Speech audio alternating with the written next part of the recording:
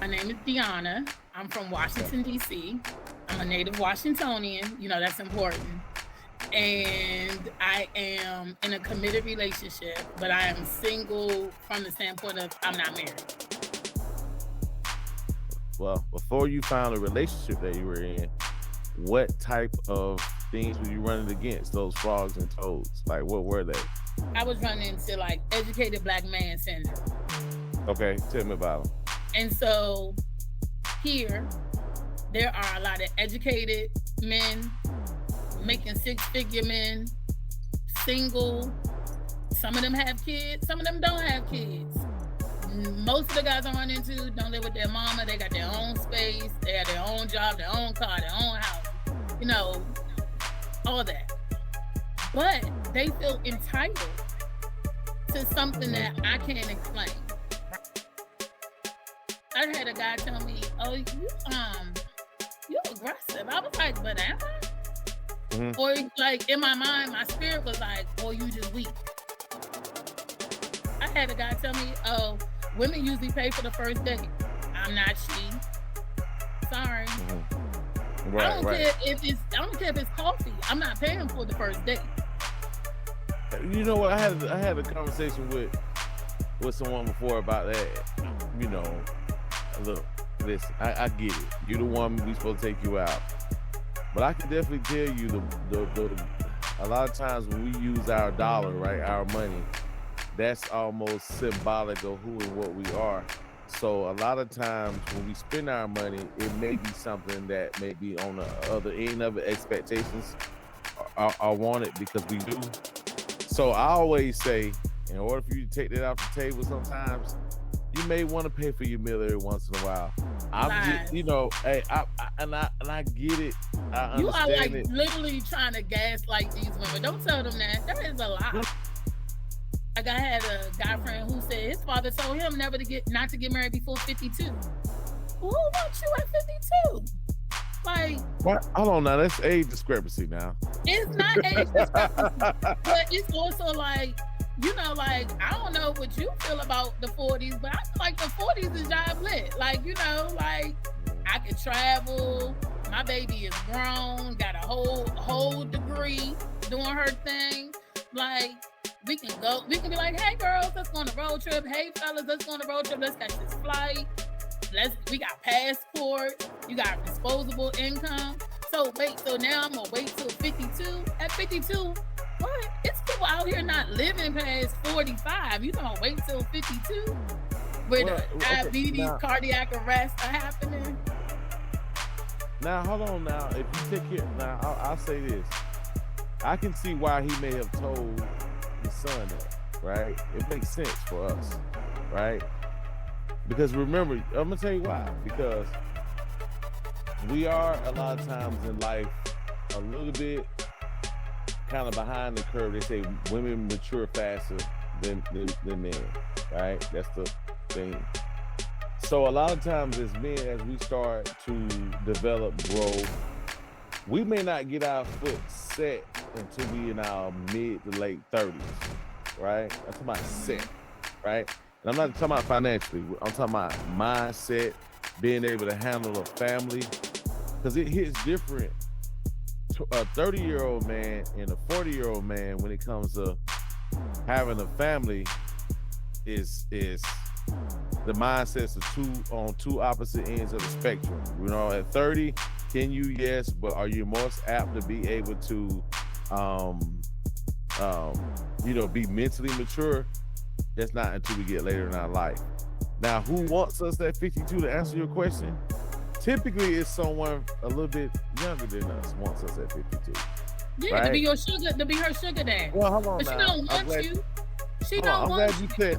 I'm glad you Let said that. me tell you why she don't want you. Let's break it down. Why she don't want you. Let me back up for a second. Because you said something about you guys have to stroke our egos, right? What do you think a man has to do in order to get your attention? Nothing? Show up and be intentful. I just Is told that you. No. We have to stroke you guys' ego too as well. I don't need my ego stroked. And ain't nothing you can do to stroke my ego. Well, guess what? Let me back up. Let me say this. We have to do certain things in order to gain your attention. What you Right? got to do to gain a woman's attention, Mark? Show stability. No, Right? you get her attention. Hold on. You get her attention by walking up to her and saying, "Hey, how you doing? You look nice today. Can I get your number?" That you got her attention. The reason why I'm not buying drinks is because you want to be the head in this relationship, and you want me to follow. You want me to be submissive. So if I'm pulling out my card, that is not the sign of submission. Like, you can't have it both ways. Now, if you like, I'm a new world man, I believe in 50-50, you pay half, I pay half, then cool, we can come to that when we get there. But if you one of them men that's like, I want my wife to be submissive, I want to be the head of my household, you better leave from jump. Because if you let me get in charge, you ain't never getting the reins back. And so I let you lead so that you don't feel like I'm aggressive or I'm an independent woman and I'm not feminine enough, or whatever the case may be. I let you be in charge because we know that I'm gonna handle my business outside of this relationship. You know, like I have one of them jobs we keep talking about. I'm a boss in my life. You know what I mean? I have my own business. I have a career. Like, I handle my business. So if you let me get the lead, you ain't never getting it back.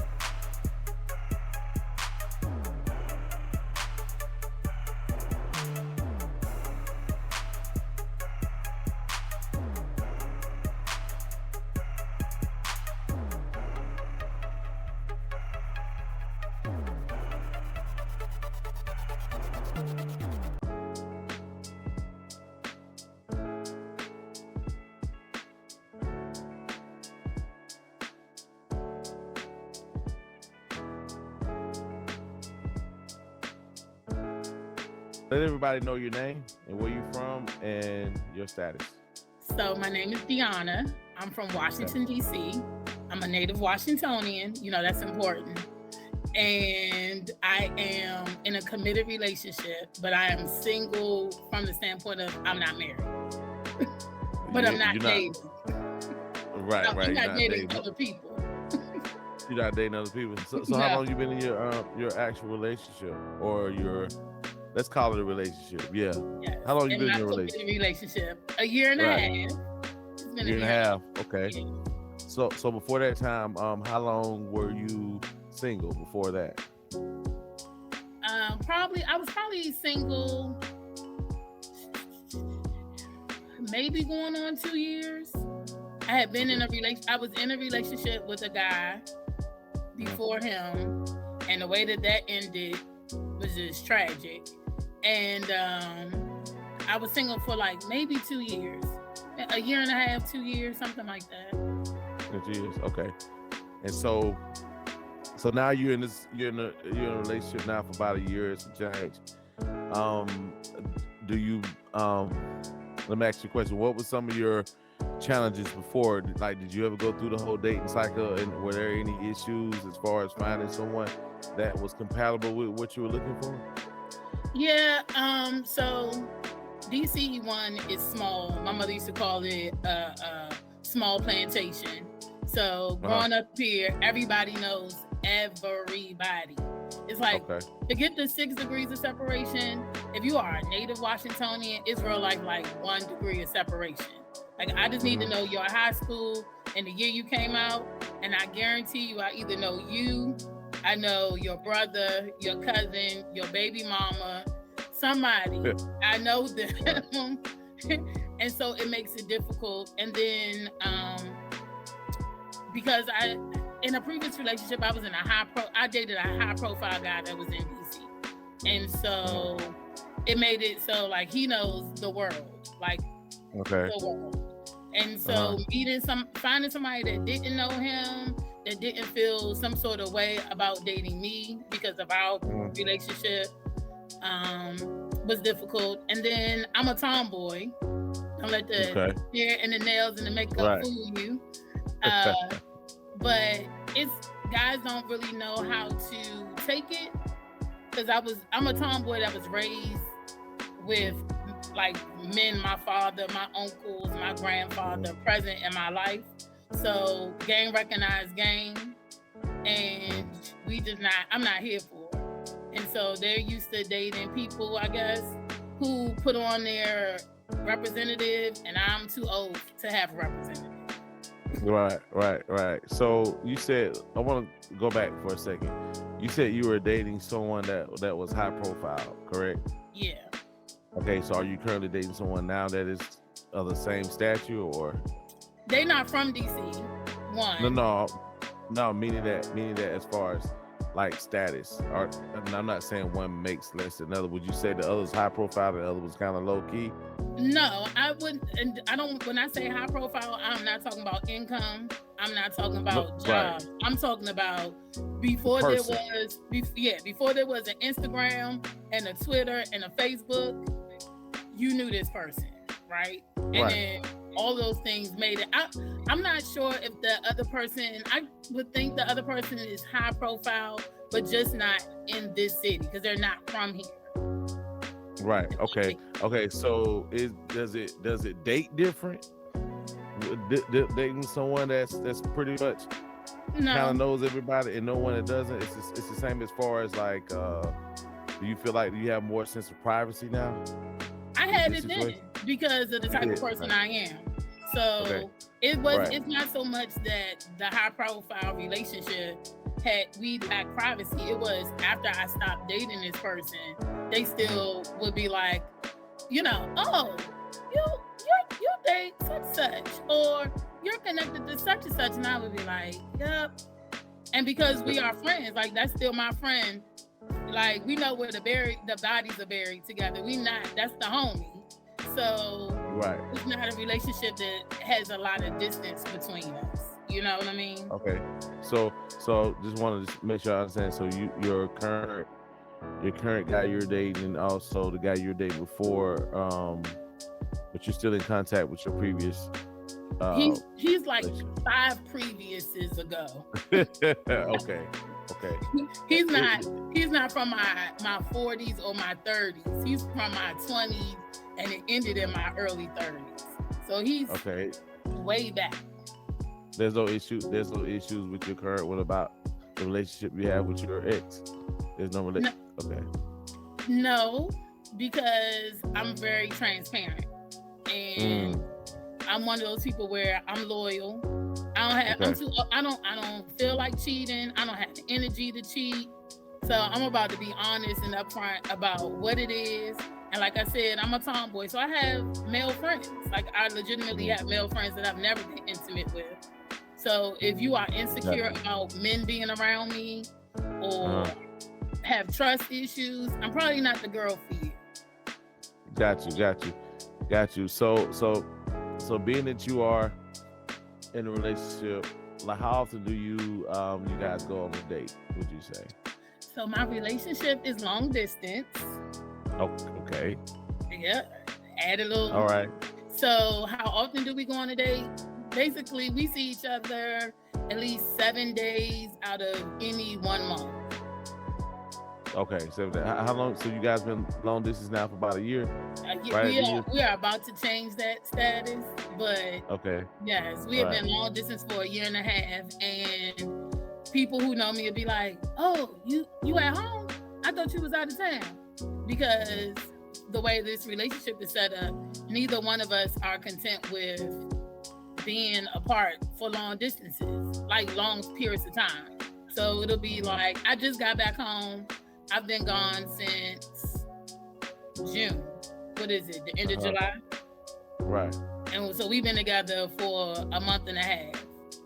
And before that, I would go out of town. And the only reason we wouldn't see each other more often is because of my obligations at home. I had some other obligations. Right. So how does that? So what's the difficult part about dating someone long distance? What's like one of the most difficult things? I think like when you want to be intimate, and I'm not talking about sex. I'm not talking about sex. But like, like I had to learn. Listen, listen before you say that. I had to learn the difference between intimacy and sex at one point. To us, sex is intimate. No, it's not. Right. It's not. You get your rights.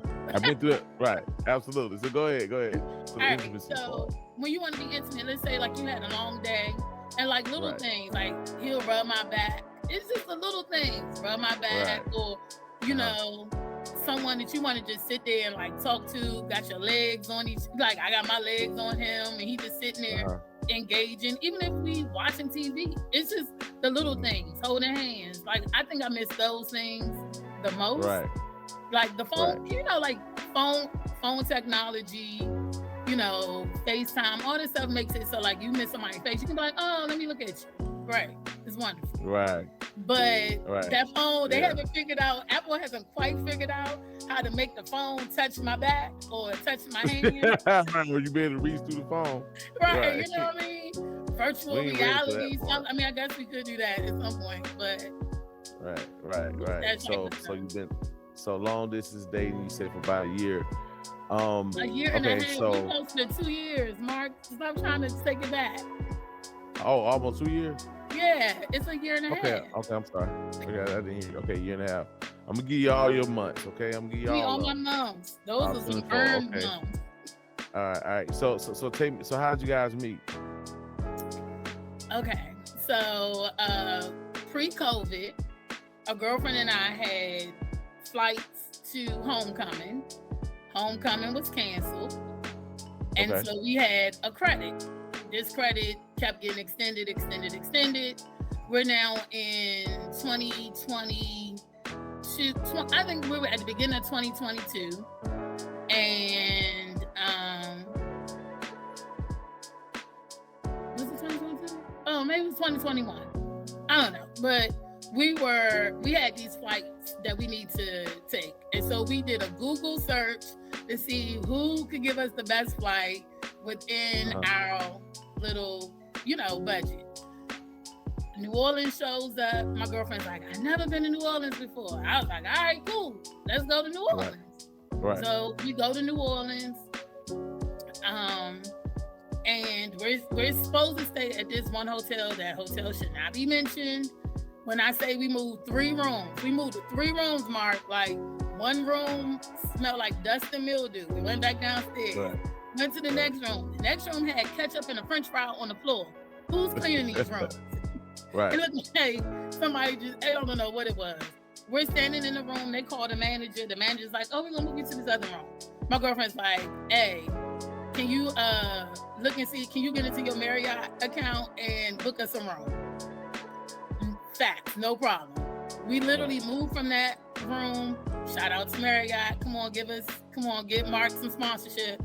I'm gonna cut it out. Right.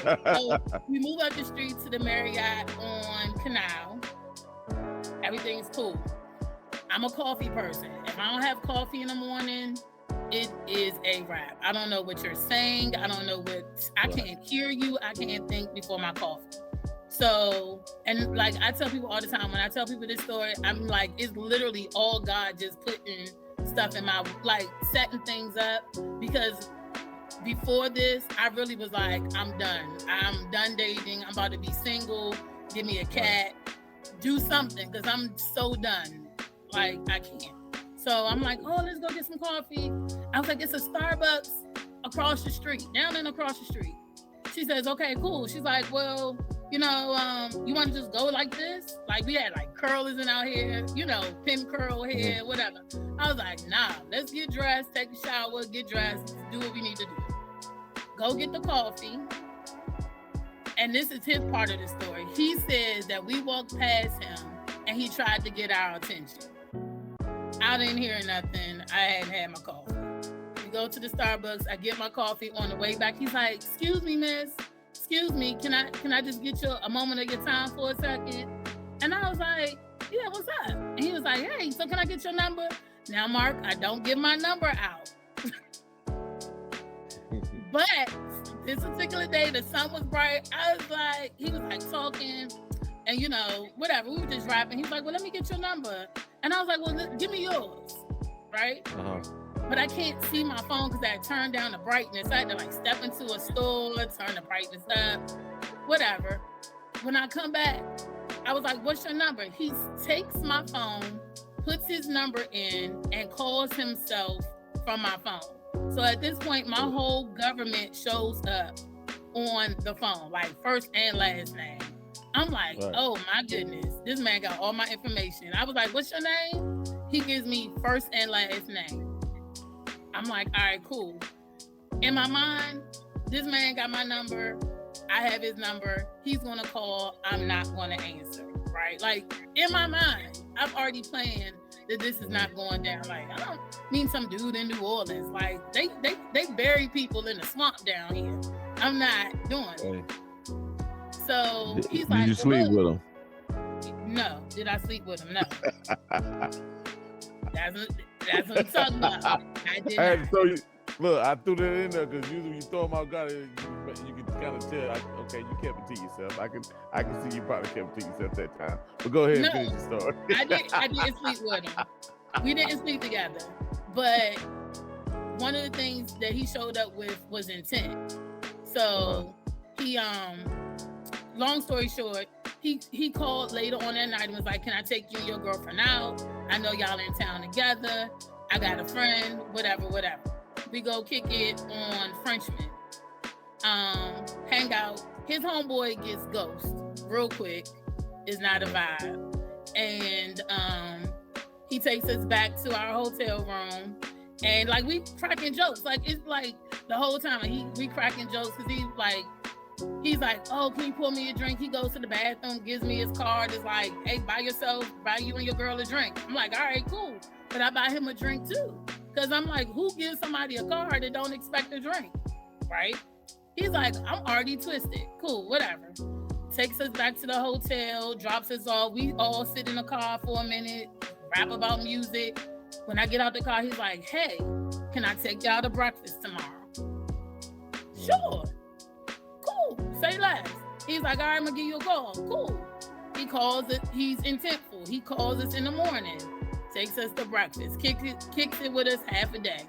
Then he's like, I'm gonna let y'all have y'all space. I feel like I'm doing too much. Cool. Say, great, amazing. Understand, read a room. It's cool. Right. He's like, well, can I take you out tonight? Sure. He's like, just you. Cool. Mm-hmm. So we end up going out. We hang out, we talk all night long. At 8:30 in the morning, no sex, none of that. At 8 o'clock in the morning, we still talking. My girlfriend calls me like, are you alive? That's in New Orleans, and they drop bodies in swamps. And I'm like, I'm on my way back.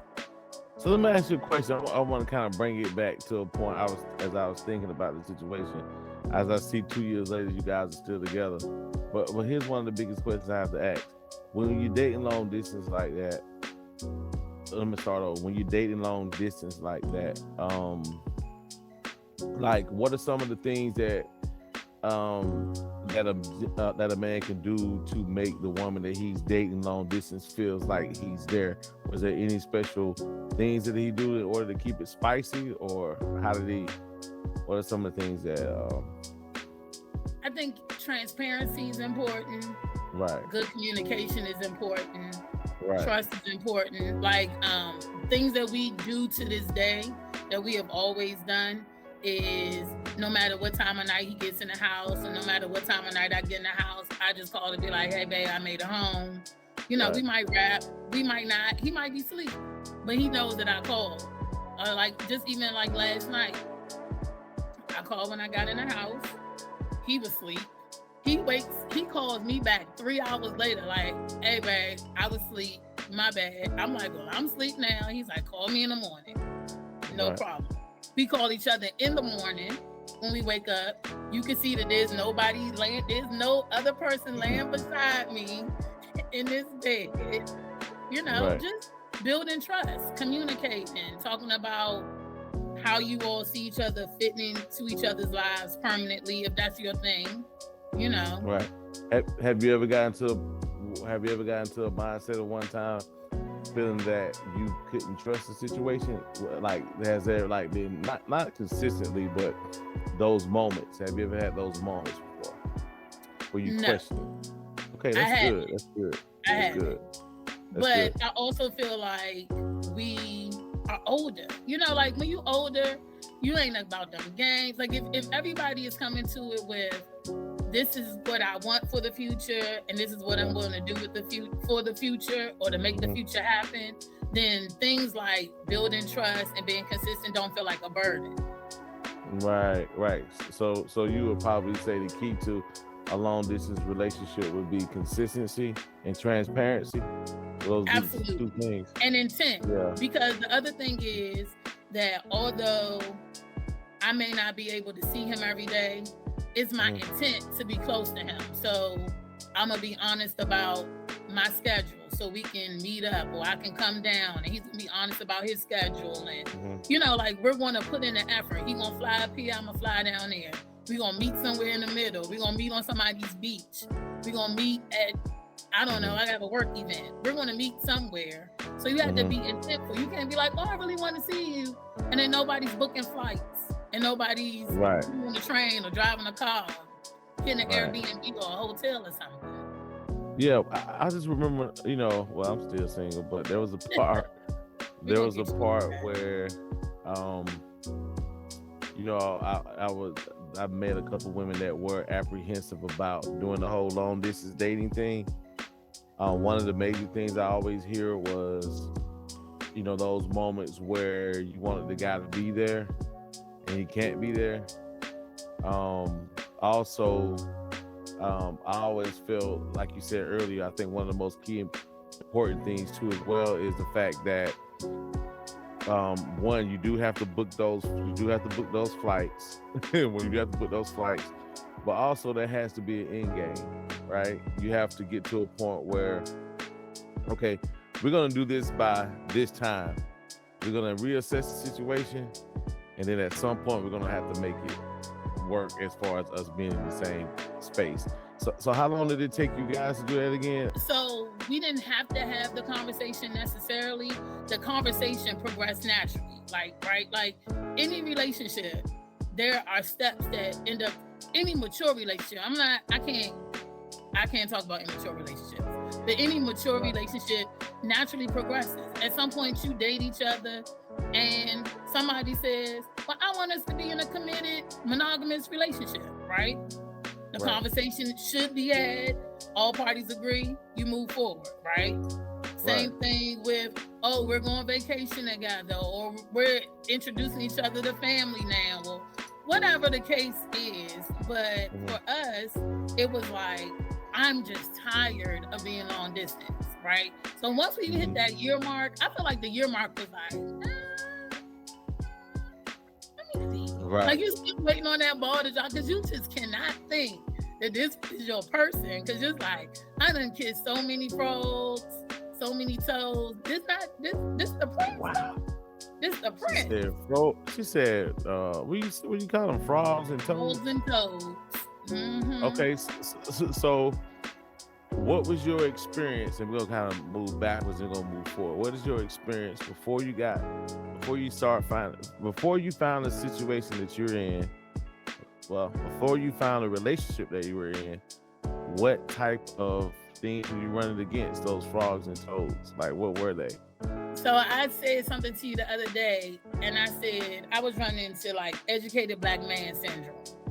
Okay, tell me about it. And so here, there are a lot of educated men, making six-figure men, single.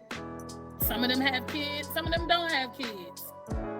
Most of the guys I run into don't live with their mama. They got their own space, they have their own job, their own car, their own house, you know, all that. But they feel entitled to something that I can't explain. Right? Okay. Or they feel threatened. I had a guy tell me, "Oh, you aggressive." I was like, "But am I?" Or like in my mind, my spirit was like, "Oh, you just weak." Like, I don't know. Like, men say women go for what you want, or women make the first move. But then if you make the first move, they feel a certain kind of way, right? What do you mean? What do you mean by you make the first move? I like aggressive women. That's what I'm saying. That's you. But if I say, "Hey, Mark, you looking really nice today," you're gonna say, "Oh, thank you. You want to grab a drink?" Somebody be like, "Oh, you aggressive." Okay, never mind. Right.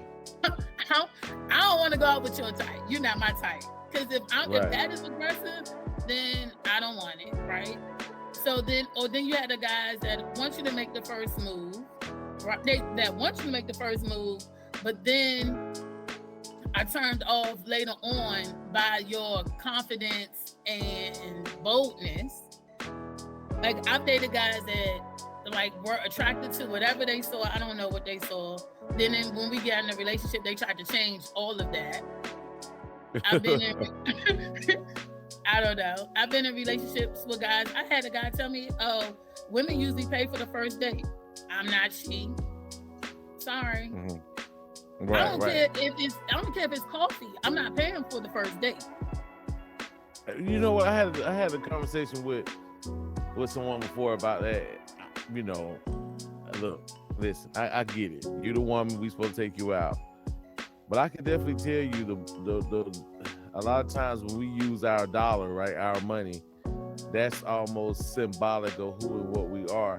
So a lot of times when we spend our money, it may be something that may be on the other end of it. Expectations are wanted because we do. So I always say, in order for you to take that off the table, sometimes you may want to pay for your meal every once in a while. I'm just, you know, hey, I get it. I understand you are like it. literally trying to gaslight these women. Don't tell them that. That is a lie. No, I didn't know. I didn't say that. Listen to what I just said. I just said specifically, I'm gonna say this again. You will find that if you would take care of your meal, that may take the idea of that man wanting something in exchange for him paying for the meal. I'm not saying that that's what it is. I'm just letting you know, once you're at that point taking control of the situation, so he's not expecting anything. If he expected or if he gets it or not, that's one thing.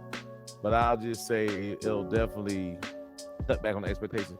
But have the man take you out. I don't even think men need to pay for a date to expect sex. And that's what I'm saying. Like, the reality is, when a man meets you, just like when a woman meets a man, both parties already know whether or not they want to smash or don't want to smash. That's neither here nor there. Yeah.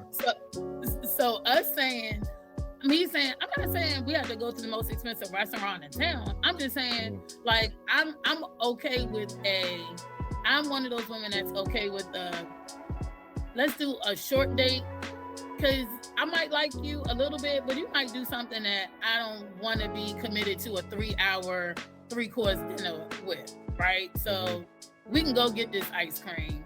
We can go for a walk in the park. I'm not saying there has to be any finances involved in it at all. I'm saying, to me, time and conversation is what I'm looking for an initial date, because I just want to see if I want to go on a longer date with you, right? But when I've met guys in the area, they just have, I don't know. I don't know if it's just me. I just feel like my girlfriends have the same concerns. Like, they meet people, there's this expectation that you're quality and I'm quality, and that our pedigree and or education some kind of way determines that you're suitable for dating. And for me at this age, that is no longer the majority factor in the equation, if that makes sense. What's that? What's not? Like your degree, great. I'm glad you got it, but it's not the majority factor in the equation. You making 6 figures, okay. It's not the majority factor in the equation. And the reason why is because you making 6 figures doesn't matter if you suck with money.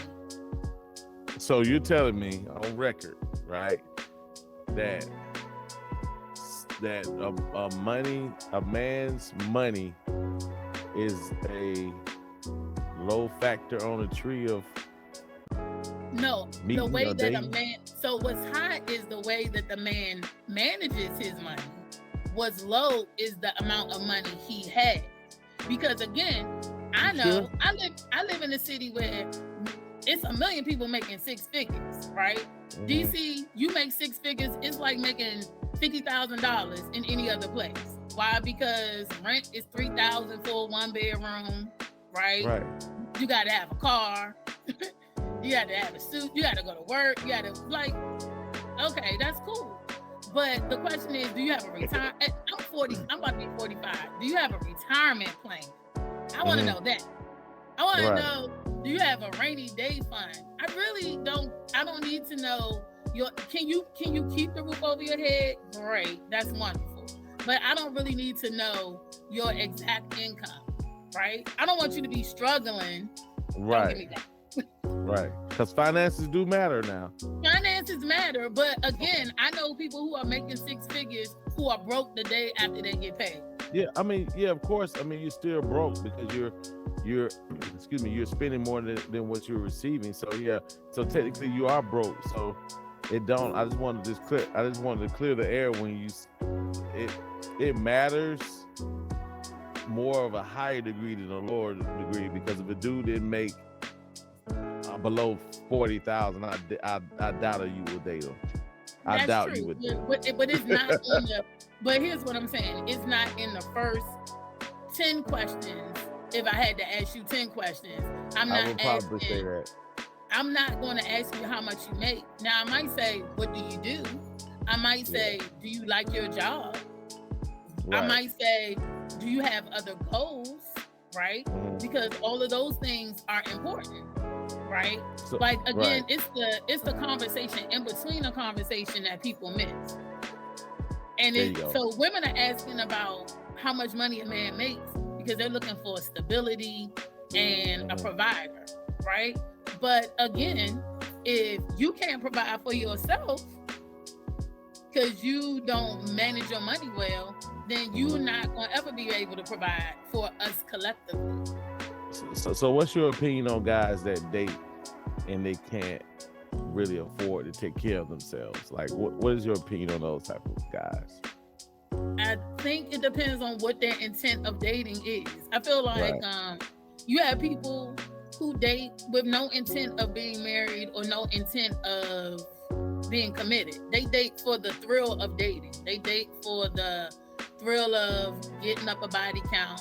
And that's why I said I can't really talk on immature. That's immature dating, right? So, especially if you're not being honest with the person you're dating about what your intent is, right?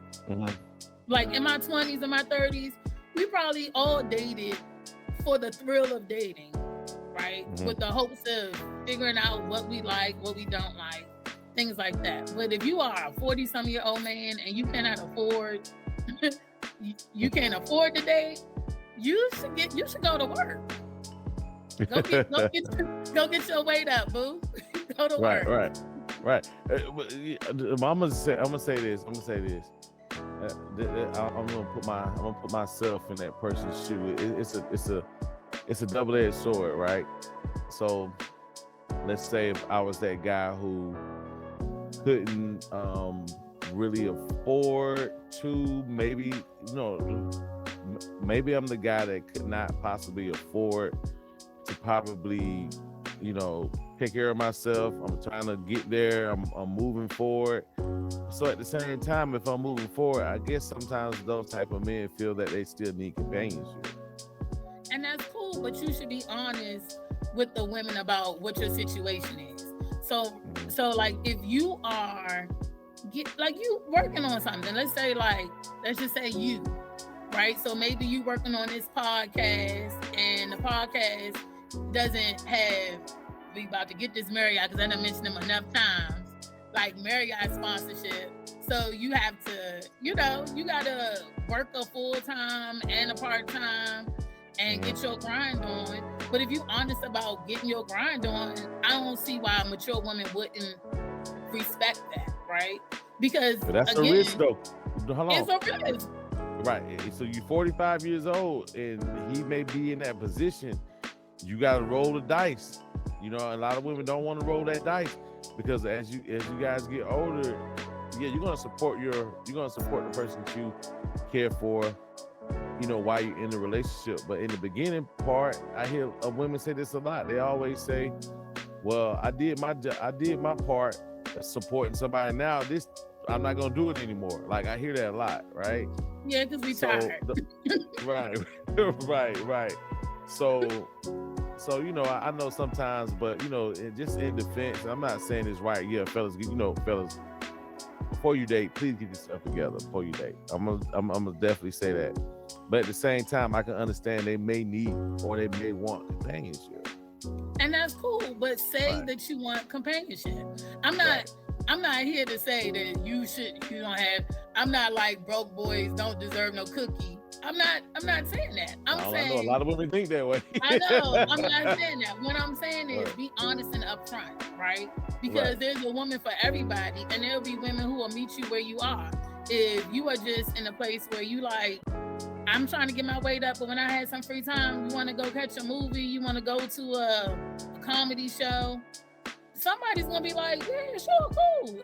Assuming you're cool. Like if you are a good if you are a cool person. Now, if you are like, I don't even know if we can cuss, but if you are mean-spirited and think you all that and you're not humble about it, then yeah, nobody wants to kick it with you. Sorry. Right. Because especially if I'm paying, because you don't have it like that, then you might need to be a little humble about some things. Like, so I heard you earlier say that there was a time where you gave up on dating. Outside of you meeting him, what allowed you to open yourself back up to dating?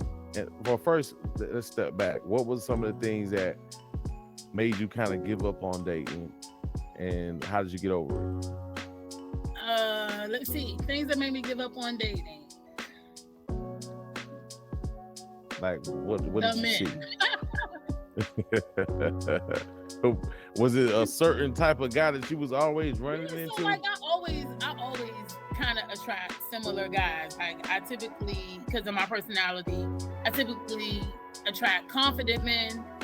There's no physical attributes that they necessarily possess, right? They all are black. That's the only attribute they share in common. But I typically like confident men, borderline cocky. I like guys who look good. I'm a personality girl. So if your personality is A1, we could do some things together, you know? Like, it's not really a looks thing. Don't get me wrong. I'm not saying like if I built the perfect man and he didn't have looks.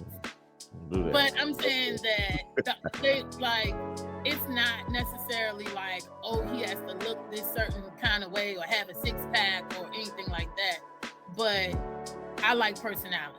And I like people who can make me laugh, who can hold a good conversation. So some of the things I ran into, I was in a relationship with a guy. And like the crazy part is with one guy, I was just in a place where I was coming out of the relationship where I told you I dated a high profile guy. So I was coming out of that relationship and I felt like I had put in years, like we had put in years. And I just was tired, right? And not because I don't think it wasn't a thing of him not seeing my worth. The guy that I was referencing, he saw my worth. He just wasn't in the place to be able to provide, right? Cool. So the next relationships, like I did some planning around, you date. Okay. But then the next situation, I call myself talking to people, and this is when I tell people you got to know yourself, especially women. You have to know yourself. So I was talking to people, and people were like, "Well, you keep running into the same guy. Maybe it's you, right?" So facts. It's facts, yes. So I tried to step out of who I was and try something different. And when I say that was horrible, that was worse than it just being me. It was. And what was that? What was that? What was horrible? What was the stepping out? Well, so prime example, like with that relationship that was horrible. When I first met the guy, I was like being true to myself. Met him. He was like, "Oh, I was looking for you." Oh, okay. And I just was talking to my stepmom the other day, and I reminded her of this situation. She was like, "Oh, I so remember that." And we were at a party, and he was like, "Wait right here. I'm gonna be right back." And I ran. I ran. I was like, "All right, I'm out. I see y'all later," because I wasn't feeling anything about him. Fast forward, he sees me again. He's like, "This, I've been looking for you," and I was like, "Lord have mercy, please let me run." So then, like a couple of months, then some more months go by, and we try going on a date. He stands me up on the first date, right? And like everything in me was like, I don't like this guy. But like people around me, like, you know, especially elderly people are also about like, you know, finding somebody that they don't, it ain't really about love for them. It's about like, oh, he has this, right? And he can do this, right? So it was that in my ear. And I respect my elders. Like I had a good relationship with my grandmother who recently passed. And my mom has like these conversations where she's like, "Oh, I just want, you know, she wants me to be with somebody that she feels like is going to provide some security for me, right? As an only child, like I don't have siblings, any of that, right? So this guy looked like that on paper. Again, back to the 6 figures, good job, own place, you know, you look good on paper. But he was toxic. He was emotionally abusive, mentally abusive. Like when I say everything that it was in me that he was attracted to was everything in me that he tried to change about me. So I was thinking about, because I've actually heard other women say typically the highly successful man has a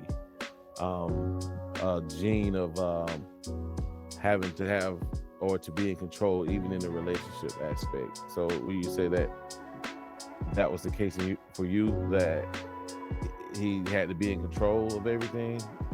It's not I don't mind my man being in control of things, but well, you know what I mean. It's levels. Yeah, like he was trying to control things like, this is my hair, right? So as a black woman with natural hair, I don't have no perm. This is just like natural growth, how it grows out the scalp. But there are days where it's just not gonna look like that. So you want to make me feel bad because I have to wear it in a bun. You want me to feel bad because I'm outside and we at the grocery store and I don't have on makeup. You know why? Because again, like I told you in the beginning, I'm a tomboy. I can walk outside with makeup on or walk outside without makeup on. I'm cute either way, right? So the fact that how did he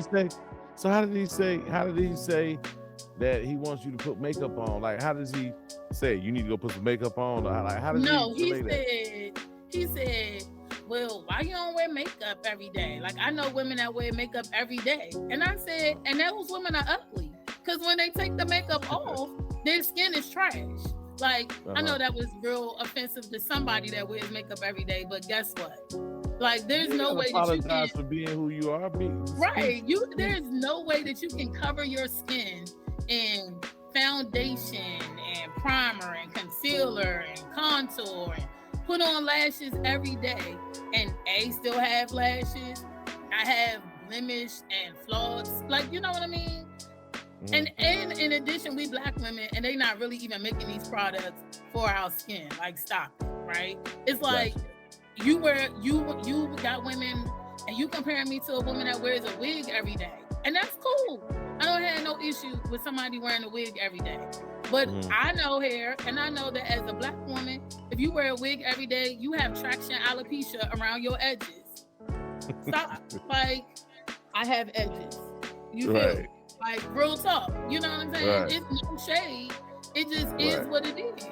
I don't do the creamy crack anymore. I don't do it anymore, not because I didn't love the creamy crack in the moment, but it just wasn't doing good by my hair, right? So there are decisions I made about myself long before we met that you thought was something different, that you tried to change as if it was going to change because you wanted to see that. I'm not wearing heels every day.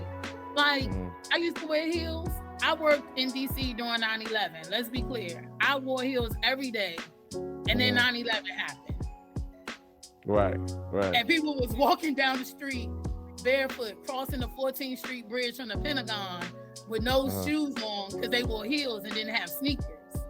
Right. I remember, I'm not doing that. We gonna have these sneakers. I'm not doing it. You put those sneakers on. So would you say women? So would you say that women that use large amounts of makeup, do you think it's a confidence thing? Like, what are some of the things you think that causes them to like overcompensate when it comes to hair, makeup, nails, etc.? I'm not even sure if it's a confidence thing. I want to first say it's a cultural thing, right? So like, if you are a Southern woman, you were taught that you do not walk out the house unkept. Like that whole concept where this generation walking outside with harness on and hair rollers and all of that stuff. My grandmother would be turning. Like I grew up where you wore slips and stockings. Like you understand what I'm saying? So to walk out the house with your hair in rollers is an absolute no-no. And the only time growing up I used to be able to walk out the house with a scarf on was before a dance recital. The end. That's it. Right there. We're gonna keep this hair pulled back, all this hair pulled back in this top knot. You gonna leave this scarf on till it's time to perform. But right. I don't know if it's a confidence thing. I think part of it is 50% is this is how we were raised. We were taught generationally, we were taught to come outside and look presentable, right? And what does that mean? That means makeup. That means your hair. That means slips. That means whatever, present your best person for. But then there are women who lack confidence and do like feel like they shine better through their makeup, the weaves or the wigs or the whatever. Right. So look, okay. So I got a question for you. So in your opinion, between men and women, who do you think has the most issues with accountability between men and women? Who do you think? Your opinion. I actually really think it's a 50-50 tie. I just think it's accountability about what, right? So I do feel like men have a hard time when being accountable when it's like, well, you said you were going to do this. So you said you were going to be here. Like showing up accountability, right? And then I feel like women have a hard time with self-reflection accountability. Like, that was my fault. You know, I apologize. My bad. I did you wrong. Or I did this to cause that, right? Yeah. You're right. You hit that. You know what? I never thought about it like that. I used to just look at accountability as being like this blanket, right? But I guess the way that you broke it down, it does make sense. I can definitely agree with you because, you know, I only date women. Okay. So I do know that the accountability factor when it comes to self-reflection is definitely kind of missing. And and on the other side, I've heard women say, well, when men say they're going to do certain things, such as callbacks, you know, things of that nature, consistency, that would be the lack of accountability for men. So I can definitely see it from that perspective. Yeah, and I also think that we don't, like, there's not a lot of conversation going on because what happens is we all get in our feelings and everybody just stops listening, right? So Go ahead. It becomes a thing of we're misfiring, we're missing each other. And like as a Black woman, you know, yeah, I'm strong, yeah, I'm independent, but I'm still a woman. And I'm not strong and independent because I was given the option of being strong and independent. I was raised to be strong and independent. I was raised when they be like, oh, y'all not the women of your grandmother's generation. You know why? Because my grandmother, who just passed away, who lived to be 93 years old, said, don't do what I do. Don't you do. What do you mean? Like when she said that to you, how did you take that? So I know I didn't have to guess. My grandmother said, if I was of your generation, you know, divorce is a real thing. Birth control is a real thing. You know, she talks about often how when she was growing up, you couldn't even have a bank account without your husband on the bank account, right? And then when times changed, she changed that. Like in the beginning, when they first got married, his name was on the bank account. Then she maneuvered and got older and had a bank account with his name on it. but had a bank account with her kids' names on it, had a bank account for family finances. My grandmother was the manager of the house. My grandfather went to work, absolutely. But the house they purchased, the money that they saved, the bills got paid because of my grandmother, not because my grandfather brought home the money. My grandfather's still living. He still doesn't manage the house. You understand what I'm saying? Like, that's a job in itself. To pay the bills alone is a whole nother job. It's easy to bring the money. The hard part is the balancing act. You know the balancing act. And my grandmother did that and had a full-time job and raised 3 children, right? So for her, she was like, you know, I want you all to understand money. I want you to be independent. She raised my mother to be independent, right? My mother raised me to be independent. I'm an only child. So I always tell people all the time, like, I was raised in a house at one point with 3 generations, with my grandparents, my mother and my uncle, and myself. And then at some point, we moved across the street and it was just me and my mom. My father's always lived within a 15-mile radius until I was like in high school. And then he relocated like further away, but we were still in contact. But my mother would be like, you need to cook, but you need to know how to put together this IKEA furniture. Right. So, okay, so the flip side of that now, let me go back and kind of recap what you were saying. So your grandmother and your mother pretty much taught you to, or told you that in a lot of areas that you should be independent. Absolutely. Is that what I'm hearing? Okay. Yeah. So do you think that type of teaching is one of the reasons that there is a division between men and women now? Because of that? Yes, because I don't think men are being taught the same thing. Like, I have male friends who were taught to be independent, right? But on the flip side, I also have male friends who were spoiled and babied and taught that they were God's gift to this earth, who have no idea how to do those same things that I can flip-flop and do, right? So there are men who are still there, and then to add injury to insult is that they're also being taught. But like, I had a guy friend who said his father told him not to get married before 52. Who wants you at 52? Like, what? Hold on now, that's age discrepancy now. It's not age discrepancy, but it's also like, you know, like, I don't know what you feel about the 40s, but I feel like the 40s is job lit. Like, you know, like, I could travel. My baby is grown, got a whole degree, doing her thing. Like, we can be like, hey girls, let's go on a road trip. Hey fellas, let's go on a road trip. Let's catch this flight. We got passports. You got disposable income. So now I'm gonna wait till 52. At 52, what? It's people out here not living past 45. You talking about wait till 52? Where diabetes, cardiac arrest are happening? Now, hold on now. If you take care, now I'll say this. I can see why he may have told his son that, right? It makes sense for us, right?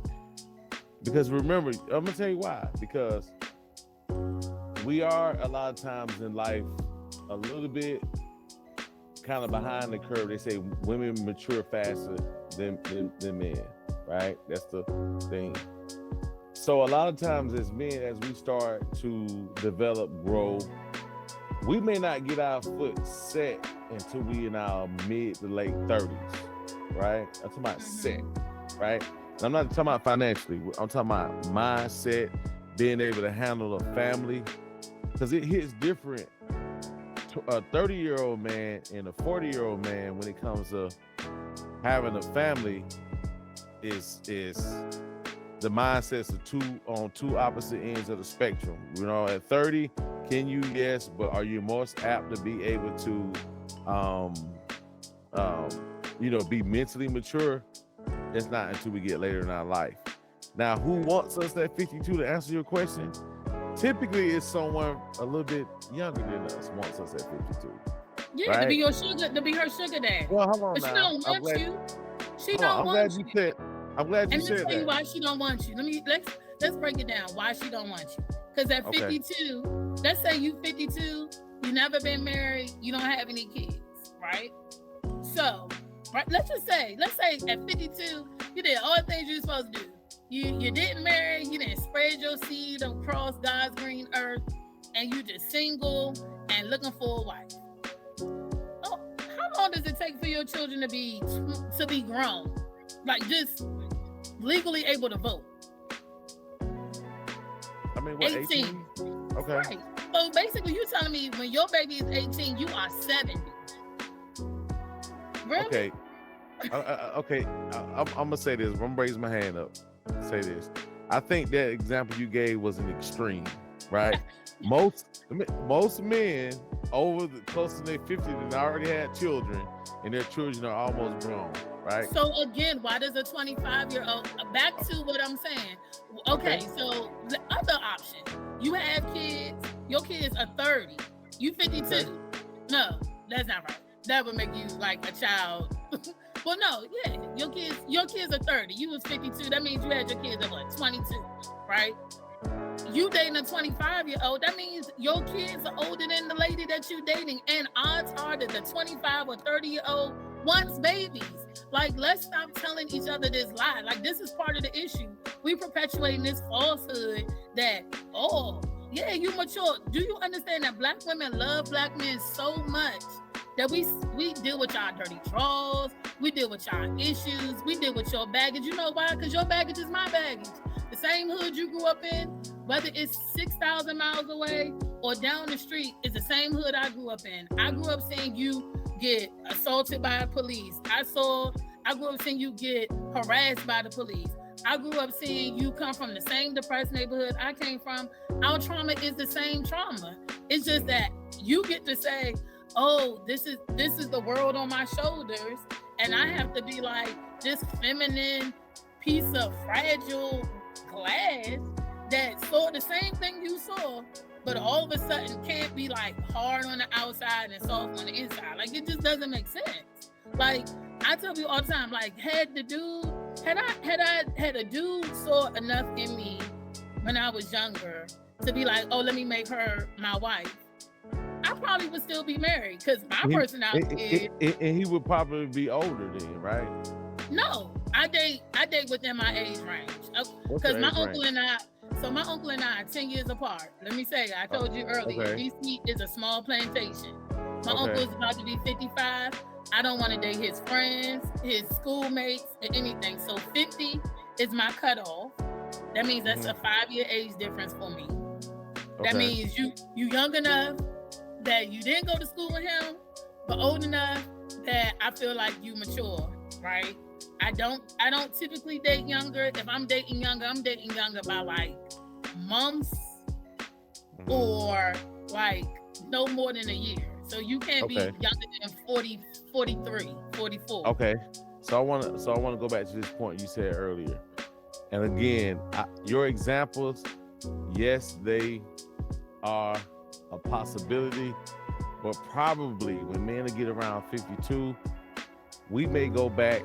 Some do go back. I'm not saying that all, but for the most part, we're gonna find a young lady that may be within not just, I want to say not just an age, also mindset counts, children, etc. So you have to put all those into a pot. But I will say this.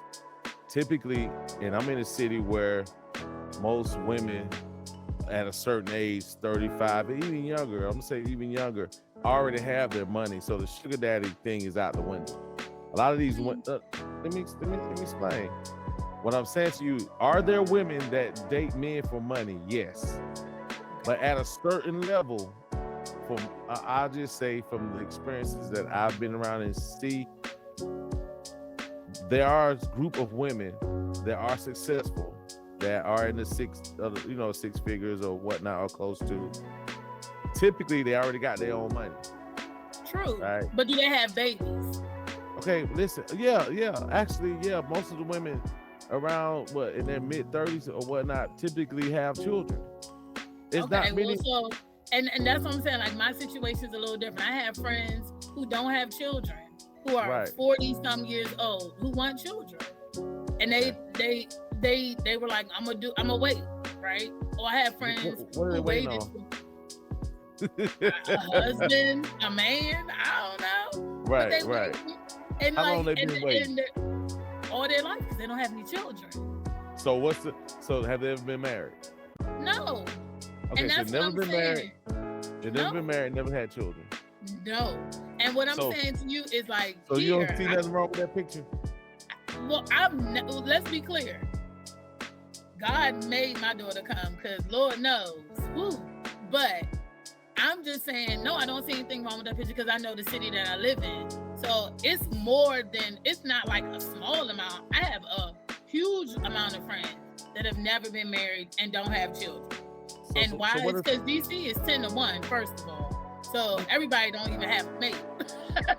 Right. So we're going to have to start dating outside of the black people to get a mate. So let me ask you a question. Do some of your friends who you say never been married, never been, do you consider them, do you ever get to a point where you feel like they may be picky? No, they're really not picky. Like they make 6 figures and they date blue collar dudes. Like I understand. You went straight to money. Hold on, you went straight to money. I'm just saying, like, because people be like, oh, they gotta have this. They not super religious. They have to be, like when you talk about picky, I feel like everybody has their I cannot do, right? Right, your preferences. But like most of them, their preferences are like, I just want somebody to love me for me, and that's some real life stuff. And I feel like, because I've been in that situation, I just wanted somebody that wasn't trying to change and alter who I was and how I showed up. Just love me for all of my quirkiness, for my weirdo-ness, for my nerdiness, for the randomness, the random stuff I know and do. Love me, hair in curls, hair in 2 cornrows. You understand what I'm saying? Love me with these sneakers on. Love me with these 4-inch heels on. Like, just love me the way I show up. Wow. And I feel like it is very oftentimes for Black women, us trying to adjust ourselves for the man of the day, the week, the month, the year. Because you all are allowed to have so many requests and requirements and be, no offense, fragile, that we have to stroke your ego. So we adjust ourselves to stroke your ego, to make you feel good in relationships all the whole time. No one's stroking our ego. We getting lost. Emotionally, we stressed. What they say? Women who are married die faster than single women. However, married men live longer than single men. It is something to be said for that. Right, it may be, but let me back up for a second. Because you said something about you guys have to stroke our egos, right? What do you think a man has to do in order to get your attention? Nothing? Show up and be intentful. I just Is told that you. No. We have to stroke you guys' ego too as well. I don't need my ego stroked. It ain't nothing you can do to stroke my ego. Well, guess what? Let me back up. Let me say this. We have to do certain things in order to gain your attention. What you have to do to gain a woman's attention, Mark? Show stability. No, right? You get her attention. Hold on. You get her attention by walking up to her and saying, "Hey, how you doing? You look nice today. Can I get your number?" That you got her attention. Okay, but we still have to show things in order to get your attention. We have to show. Listen, we cannot walk up to you, right? Or we cannot pull up to you. For most women, maybe not to you, because I know you're gonna say, "Well, I know some females." I'm saying we cannot overall pull up to a certain place in an 83 Honda stick shift, stepping out with basketball shorts on and try to approach you. So what we have to do, what we have to do in order to get your attention is to look nice, which we should want to look nice. Right. But we also have to present certain things to show that we are stable. That's work. I agree with that. But work. This is what I'm saying to you. is that it is not new for a black woman to take on a man. Even when you have all of those things, even let's say you show up with the suit. Let's say you show up with the nice car. Let's say you show up with a nice job. As a black woman, and the nice dates, because the dates are going to dictate on how you may think we may live our life. The first date we may go on a coffee break, but after that, if we continuously take you to the Chinese cafeteria, you're gonna look at us different. No, I'm not saying, I do agree with that, but listen to what I'm saying to you. Right. Is that for most women, it is not a physical, like, yes, they want to be attracted to you, but for a lot of women, it is emotional at this point. It's intimacy, what I talked about earlier. I agree. It's understanding that, hey, Mark's gonna call me every day. Mark's gonna show up and be who Mark said he's gonna be every day. If you meet me in a bar, first of all, I'm not following you outside to see what kind of car you have. So we might have 5 conversations before you pull up in a car. Matter of fact, I live in a city where there's people that don't have cars. You know why? They take Uber. So maybe it might be 6 conversations. We might meet a couple of times before I can recognize, like, hey, you ain't got a car, right? But if there is a valid reason, I mean, you know, it's women out here dating people who don't have passports. That's whatever your preference is. And what I'm saying is, we keep trying to like nutshell it, but the one thing that I hear every woman that I talk about is, it's about how the man makes them feel. Like, it's about how he shows up, his intent, his communication. How do they feel? Do they feel like I'm the woman and he is loving on me and I can be supported and feel safe? That's what it's about. It's I've never met a woman that's like, everything about my dude. We just going back to what you just said. I just want to make sure, because you said to me earlier, we ain't got to do nothing but show up, right? But you just gave us, hold on, but you just gave us a list of things we do have to do. Because you just said, hold on, you said we got to stroke out ego, we got to do these things, right? But that's showing up, Mark. That's showing up. I know, but I just want to make sure that you're not, I don't want to make clear the record and state that you do understand that as men, we have to do more than just show up in order to be someone that may possibly be someone. I'm telling you, no, I'm telling you, that's what they keep telling y'all, and y'all keep doing everything else. But what, I'm a woman. I'm telling you, I don't. My man. So we ain't gotta do nothing. So your man don't have. So you gotta do my nothing. Man. The first thing I said to you about why I'm with my dude is his intent was clear from the beginning. I live 2.5 hours in a time zone ahead. Right. And when I say that, just before I even left out of town, he said, let's do this, let's do that, let's do this. I'm gonna take y'all to the airport. Okay, cool. So that's work though. That is work though, right? It is work, but it's in, hold on. But it is not Mark. But hold on. He didn't show up like no, babe, if you ever see this, he did not show up in a brand new car. He showed up in a, hold on. About this day. Yes, but that's what I'm saying. Like, I meet my dude, like, he had a whole style of dressing before we met. When we get together, he helps me, I help him. Babe, does this look good? He be like, yeah, that look good. Babe, does this look good? Yeah, babe, that looks good. Like, it is not the things that you stuck on the superficial part. And what I'm saying is, when I say show up, I'm saying whatever it is for the person you're dating. For me, it's intent. For me, it is. Right. It is. And intent has action behind it, though. Okay, so we have to do something. So we have to do something. Yes, but you said you got to do something like you got to drive a nice car, make a certain amount of money. No, this is what I'm saying. What I'm saying is those actions, like those are things that we have to do as a part of other things. That's not the only thing. My only part. But I have to do things as a woman. I know. So we're equal. So we're equal. Right. I just want to clear up. Just going back to what you just said. And we can, you just said on tape, right? You just said men don't have to do anything.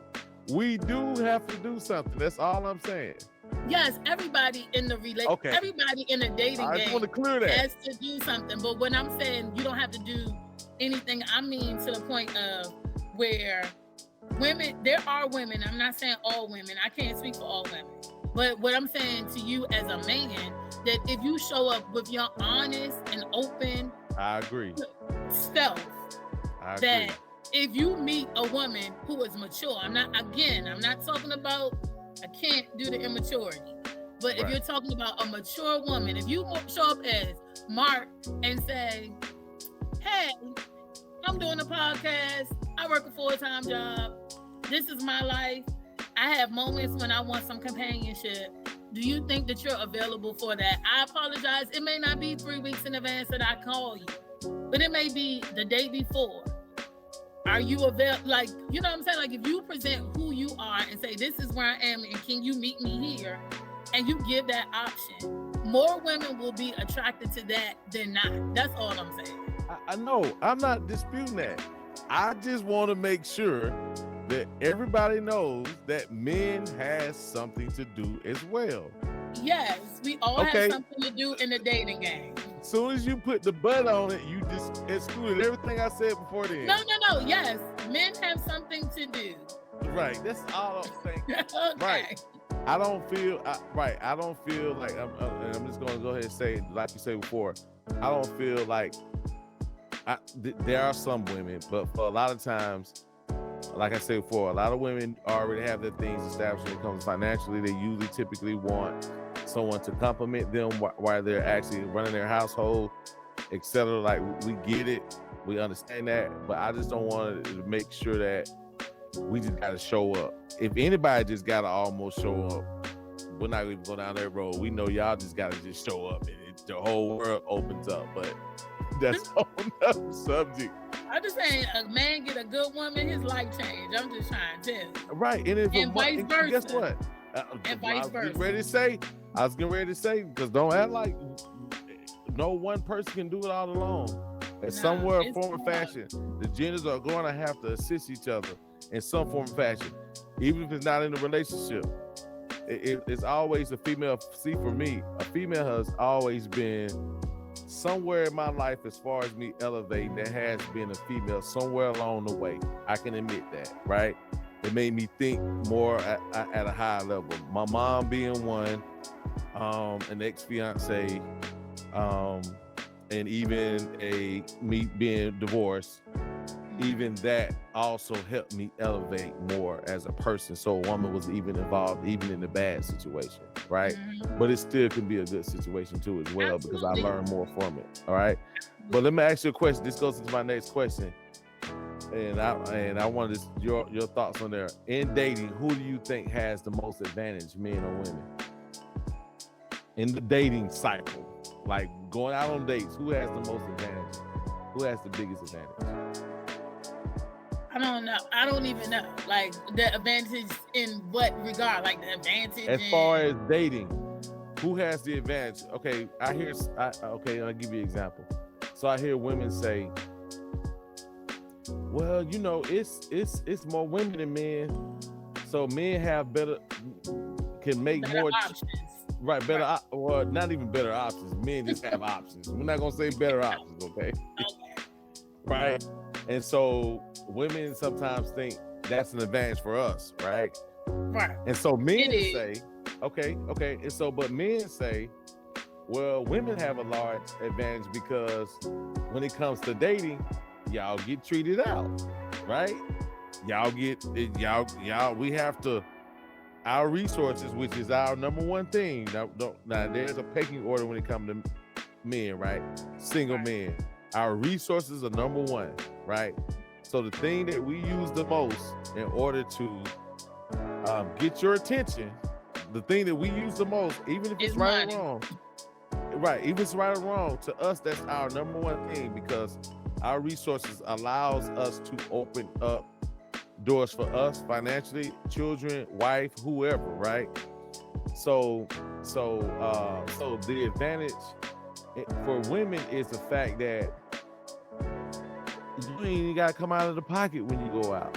If you don't want to, y'all can get in the club free, right? Yeah. Right. All your drinks can be comped, right? Not no more.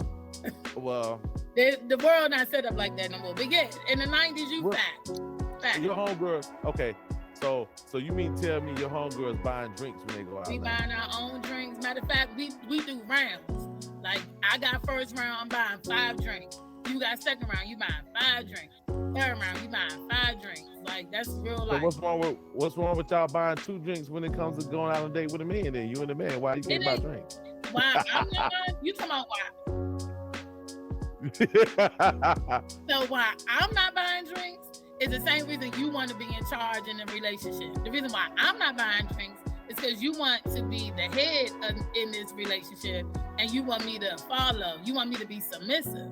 So if I'm pulling out my card, that is not the sign of submission. Like you can't have it both ways. Now if you like, I'm a new world man, I believe in 50-50, you pay half, I pay half, then cool, we can come to that when we get there. But if you one of them men that's like, I want my wife to be submissive, I want to be the head of my household, you better leave from jump. Because if you let me get in charge, you ain't never getting the reins back. And so I let you lead so that you don't feel like I'm aggressive or I'm an independent woman and I'm not feminine enough or whatever the case may be. I let you be in charge because we know that I'm gonna handle my business outside of this relationship. You know, like I have one of them jobs we keep talking about. I'm a boss in my life. You know what I mean? I have my own business. I have a career. Like I handle my business. So if you let me get the lead, you ain't never getting it back. So out of respect, I'm trying to give it to you. You better take it. But okay, back to your first question. Who has the advantage? So I would say this, that there are advantages on both sides.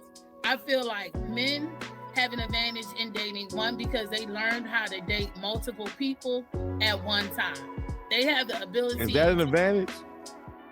It is from a standpoint of not getting stuck while you're trying to still figure out if you like a person, right? So you guys can take care of that advantage. You guys can have that advantage too, though, we right? can, but a lot of women don't, because culturally, again, back to culture, we were taught that you dating you first thing you're gonna call me if I say, oh, I date 3 guys. If I'm being honest with you, Mark, and say, hey Mark, I'm dating 3 guys while I date you, you already are going to take a step back because you're going to feel a certain kind of way that I even am willing to date. Maybe not you, but traditionally. Right. 3 guys, right? Because most men are not going to think that I can date 3 guys and not open up my legs to at least one of the guys, right? Because in their mind, they like running numbers, like she fucking one of them, right? Like, it's a real thing.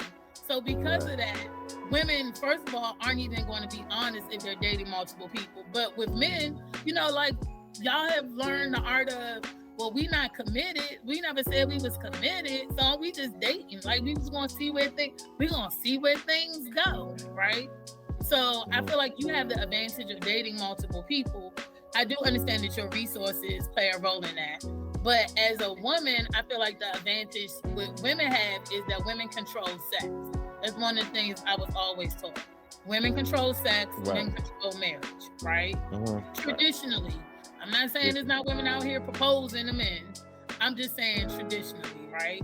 Right. So the advantage I have as a woman is when I allow you access to my cookie jar, can I use that to my advantage to manipulate some things? Probably. You know what I mean? They don't probably. Probably. The hardest man, the most gangster man is soft when it comes to the woman that he wants. You know absolutely. Right. And that's a major advantage. That's a major advantage. You know why? Because you can change nations with that. I know. And if we use that for good, but we can change nations and lives. Like, you know what I mean? Like, you find the right woman that you solve to, that know how to do that pillow talk. If she planting seeds, she make you go out and feel like you a gorilla. Like you could attack anything. You understand what I'm saying? Like that's why God made us the way that we made us, right? Like we are each other's yin and yang, right? Like my feminine energy aids your masculine energy. And ideally you'll learn some things from my feminine energy that you'll be able to transfer. Like, like as a man, y'all are taught, I'm just stereotypically taught, to be rough and tough and all that stuff. So you gonna come in kicking indoors, waving the full, right? But sometimes it needs a little woman finesse, you know what I mean? But there's spaces and places where me being raised, I say all the time, I'm my daddy's son. I look like my daddy. He fine. He was fine. Yes. They raised me. I'm gonna play basketball. I wanted to play football. My mother was like, and you going to dance, right? So there are moments where me being aggressive or me being my tomboy ways aid me in a world where it's all men, right? In a field where I'm one of the few females in the room. So we can learn from each other. I think it's all what I don't think anybody cares who has the advantage. We only care who has the advantage when we feel like we're being used. Well, I just want to ask that's your own opinion, because I hear women say, well, it's easier for men to find someone than it is for women. Like that's an advantage. Like that is true. Quantity does not equal the quality, though, right? That's true, but think about this. Let me finish. I can use the same argument and say, well, yeah, I have the opportunity to go out with 10 women, but I might have wasted my time 10 times. That's facts, but you got the opportunity to go out with 10 women, and I don't have the opportunity to go out with 10 men. Like the reality is that, let's say if it's 100 women, if it's 100 women, there are only 10 men. So that means those 10 men are running through these 100 women. Like that's like literally the ratio, like 10 to 1, right? What does that mean though? That means that first of all, before you even get to me, you might have gone through 9 trash women. And so now your mental is different. You addressing me different. Like even like when you talking about like my friends being single or what I was running into in the dating world, I was running into men who had dated some bad choices. And because they had dated some bad choices, they were treating me as if I was another bad choice. So when I create standards or when I say, well, this is my standard, they were apprehensive to date me because they can go date another woman that doesn't have that standard. Like, you know what they say, the hoes be winning. Like, I'm not going outside. My mother told me you can't have the hoes winning. I don't know if they winning. I'm just saying that I don't know if they winning. But what I'm saying is I'm not walking outside with my breasts out and my legs out at the same time. Because I was taught only hookers do that.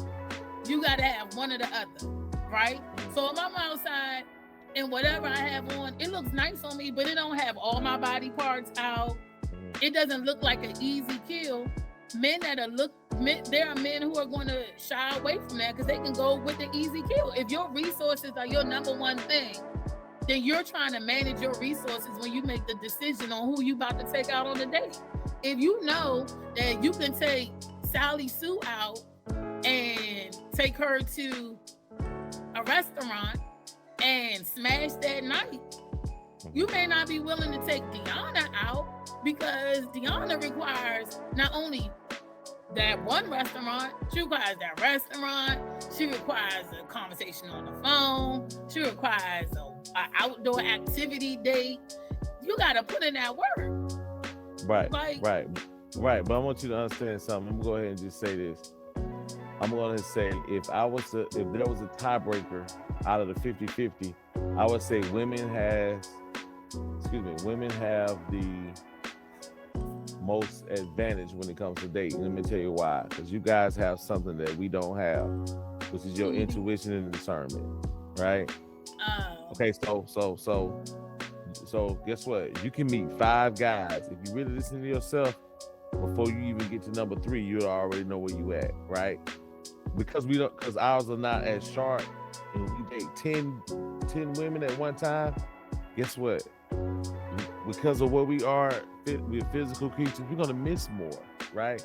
I agree with that, but that's not what I was taking your question as. Like when no, like in dating, yes, I do. Yeah, I'm talking about dating. Our intuition, like in life, forget in dating. In life, yes, women have the advantage if we listen to our intuition. Well, hold on now. I said in dating, right? My original question, hold on. My original question was, in dating, who has the advantage in your opinion? Now, right. My intuition is not about my dating. Okay, but your intuition should be used even during the dating process, right? It is. Okay, right. So when I asked you, in dating, who has the advantages? Now, what you just said, I would agree on the 50-50. But the tiebreaker would be the simple fact, in dating, you guys have a discernment and intuition, but so with that being said, you have the ability to peep stuff out faster than us, right? So it may not take you 10 guys. It may take you 2 or 3. You might not. It's not about the numbers, right? It's about the ability to be able to see, for you to understand what you want from yourself, right? And who can offer it, right? So that's true, but that's not an advantage if that does not. Okay, so my intuition is not an advantage if there are no options that fit that my intuition likes. So that's why I said it's not an advantage from the standpoint of who cares if first of all, you have to be in a healthy, happy place to even be able to receive your intuition. And so you can't be traumatized and listen to your intuition because but that doesn't apply. Okay. That doesn't apply. We're talking about well-balanced people. Got you, but even if my intuition, but here's the thing, my intuition can say all of these dudes are trash, right? And discernment, it's intuition and discernment. It's totally and my intuition and discernment can say, okay, I got 10 options. Of the 10 options I have, I like none of them. Right? Right. Okay. I don't know if that's an advantage. That's just the reality. I understand it, but listen, here's the thing. Let's be honest. A lot of men are eliminated from you guys' process due to sometimes overthinking, right?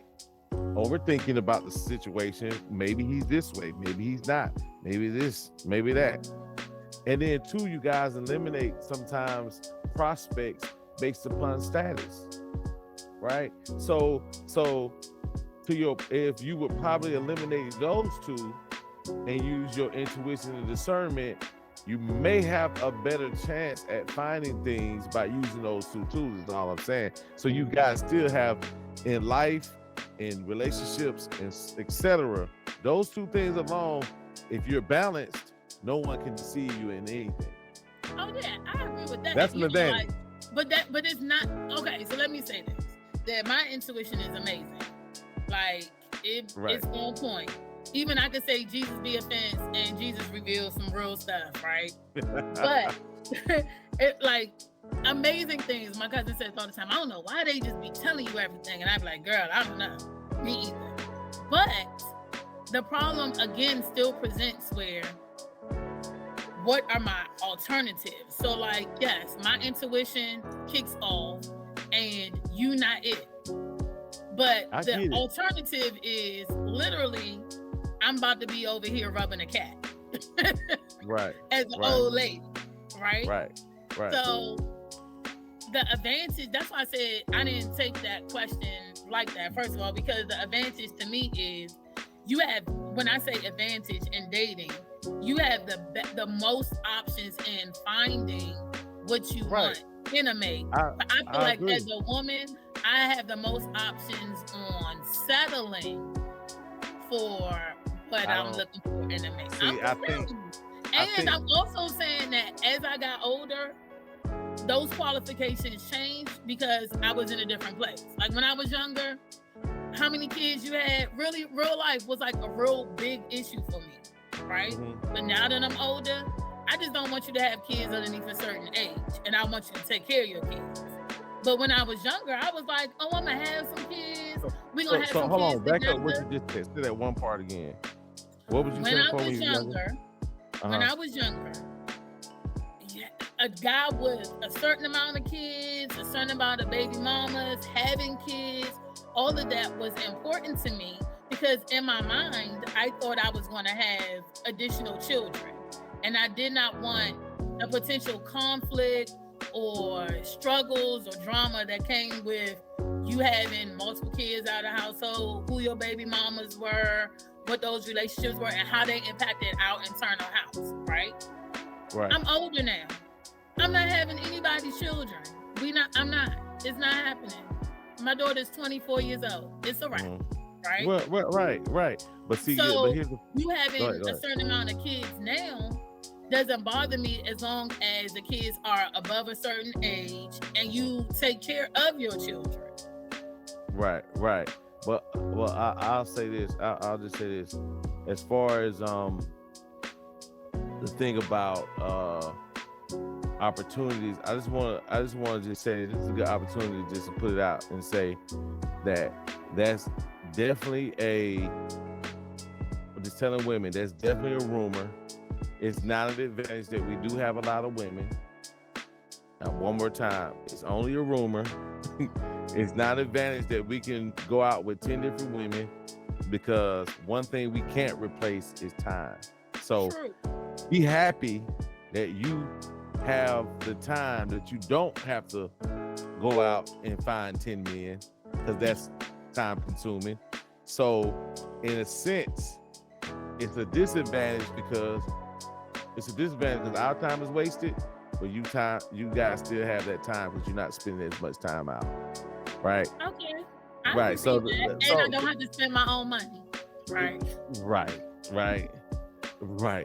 But the main thing is, out of everything, dating, relationships, because you're still gonna need your discernment and intuition in marriages, dating. When decisions need to be made, you definitely gotta tap into which direction. That's what makes why women compliment us a lot, because if they are balanced, again, if you are balanced, you are definitely an asset to a man when you understand who and what you are as a woman, your defined femininity. And another thing I want to put on wax real quick, and I want to just say this. I don't believe that women always say, I don't want to tap into my masculine trait, right? Let me explain something. There's no such thing as a masculine woman, right? I don't care how masculine you feel, that's not masculinity. I call that simulated masculinity. It's called simulated masculinity, meaning that you don't have the masculine trait. So what you feeling may be somewhere in or around what masculinity feels like. But guess what, ladies? That's not masculinity. It's simulated. Well, don't tell us that. Tell your bros that. Tell your no. Because I never qualified that's not, those are not words. But I hear women say that. But that's because someone told, that's what I'm saying. That's because a man told them that they were too masculine. Because a man. So when y'all start listening to us, then? When y'all start listening, start picking and choosing and listening to us. No.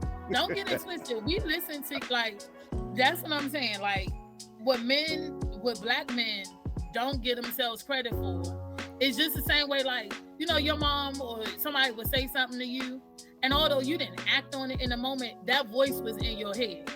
And so because we as black women, first of all, we are one of the we date outside of our race the least. More than any other race. More than any other race. So a lot of the things we do, we are doing to attract our black men, right? So when I didn't start being told that I had masculine energy as an adult woman. That started when I was a teenager, because I didn't show up like all the other girls in the room did, right? Who told you that? When you start first hearing the masculine thing? I might have been, well, let's be clear. I have a scar on my arm from a guy that used to play in the NFL because he couldn't run faster than me, right? Right. And that happened in before third grade, right? I have always been that girl. I was the girl that they used to be like, "Hey D, come to the party, bring your girls." I would bring the girls, but I wasn't the girl that they were trying to talk to, right? Right. We could, and I'm let's be clear, I don't think I'm ugly. I didn't have no glow up. I look literally the same. Like I'm thicker. That's it, right? But but I've always been told that. I was told that probably since I was in elementary school. Oh, you act like a boy. I don't even know what that means. Because all I'm doing, like you said, is emulating the people around me, right? Right. And so you're masculine. So you feel like, let me ask you a question. I guess my question was to you, as far as you said that men label women as being masculine, but I'm asking you, like, was it do you hear that women are programmed due to men saying it, or do you think women feel that way, or do men just say it? I think women are programmed through the men saying it. I feel like when you're dating and you're young and you're dating and you're trying to figure out who you are and how you want to show up in the world, because we all go through that, right? None of us wake up and like, oh, this time I'll be, right? You hear it. You hear the guy say, oh, you act like a boy. Like when you're a little girl, you hear the little boy say, oh, you act like a boy. Girls aren't supposed to do that, right? Then you get older and that turns into little things. Why don't you wear heels? Why don't you wear makeup? Those are all little cues that we pick up on, that someone is telling us that however we're showing up isn't attractive or isn't preferred, right? I had a guy in the last 3 years tell me, he was like, I don't know whether to date you or hang out with you. And I'm trying to figure out how, in a world where we're looking for mates and life partners, why that's an option. Because what my guy says all the time is, hey, we can go hit this bar, we can go to this baseball game, we can go to this basketball game, but we can also come home and do all the things that men and women do. You know what I'm saying? It's the best of both worlds. And I also don't understand how in a world post-COVID, all these dudes was married to all these people and all these women was married to all these guys that they did not like. Like you were stuck in a whole house with a person for a year and a half. You might want to date your friend. You might want to date a girl that wants to watch this sports TV show with you so you don't have to go to a separate room. You might want to date a man that doesn't mind going to, I don't want to see Beyonce. No offense, Beyonce. But like don't come for me. But like they might want to go to a concert or something different. You know what I mean? Go see Alvin Ailey just to go with you because they open to the culture of it all, right? Like that's all I'm saying. So when did women start really listening to men? We always listen to men. We just don't tell y'all we listening. Okay. So basically you guys pick and choose on what it is we desire y'all to do. Let me say that. Was a whole dude that had all women listening to him. I don't know why, but okay. So let me ask you a question. So you don't think that earlier, when we rewind the tape, you don't think earlier that when your mother and your grandmother told you to be independent, that was the road to simulated masculinity? No. You don't think that was the root of it? You don't think that's the root of it?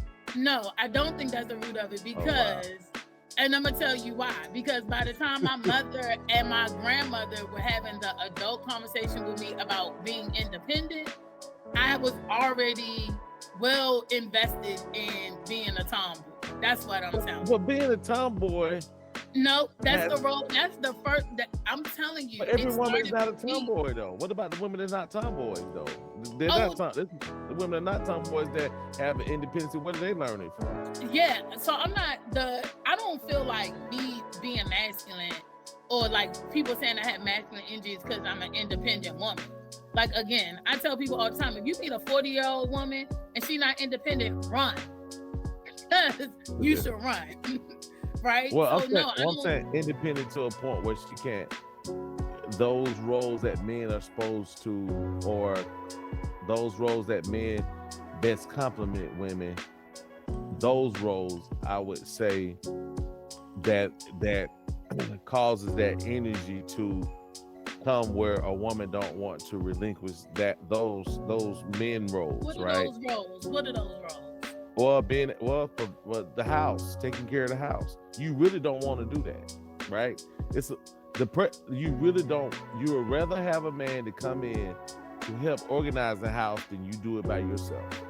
No, I would rather have a man come in and pay the bill, give me the money. Like, real talk, I would rather have a man give me the money to pay the bills, and I'll be the manager of the house. Okay, let me come at you with this angle, man.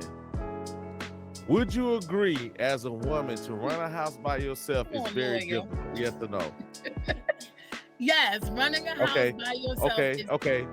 Wouldn't you agree, if you have, especially if you own a home, the yard and stuff, it disorganizing the stuff, those things like your oil changes and your gas and your yard, and taking little Timmy to baseball practice, all those things, right? Which would be considered, especially the part where the bills. But my point in saying is that,